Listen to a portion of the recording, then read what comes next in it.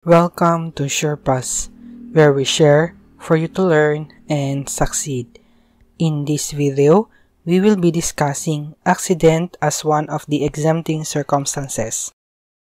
Ano nga ba ang accident? Accident. An accident is a fortuitous circumstance, event, or happening.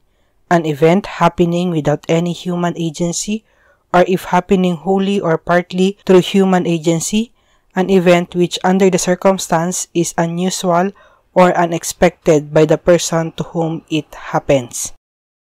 Ang aksidente ay isang di inaasahang pangyayari o pagkakataon, isang pangyayaring nagaganap ng walang pakikialam ng tao, o kung ito man ay naganap buo o bahagi sa pamamagitan ng tao, ito ay isang pangyayaring hindi karaniwan o hindi inaasahan ng taong pinangyarihan nito. Bakit siya considered or bakit siya isa sa mga exempting circumstances? The basis for the exemption is the complete absence of intent and negligence on the part of the accused. Diba ang isang element ng intentional felony ay criminal intent at sa culpable felony naman ay negligence. Sa accident kasi wala ito pareho, criminal intent at negligence. Kaya kung may accident, hindi siya criminally liable. Exemption from criminal liability proceeds from a finding that the harm to the victim was not due to the fault or negligence of the accused, but to circumstances that could not have been foreseen or controlled. So ano naman yung mga elements ng accident as one of the exempting circumstances? First, a person is performing a lawful act. Example, nagdadrive ka sa kalsada. Second, with due care. Nasa tamang daan at nasa tamang bilis, sumusunod sa batas trapiko. Third, he causes an injury to another by mere accident. Example, may biglang asong tumakbo sa harap mo, dahil dito nasagasaan mo yung aso.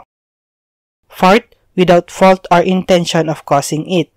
Dahil biglang sumulpot yung aso, hindi ka nagkaroon ng pagkakataon na umiwas. Sa case na ito, wala kang criminal liability dahil accident lang ang nangyari. Apat yung nabanggit nating elements ng accident. Paano naman kung may hindi present or wala? Anong kaso ng akusado? In case not all elements of the exempting circumstance of accident are present, the offender may be held liable for reckless imprudence or simple imprudence. It is reckless imprudence if the act is executed without taking those precautions or measures which the most common prudence would require. It is simply imprudence if it is a mere lack of precaution in those cases where either the threatened harm is not imminent or the danger is not openly visible.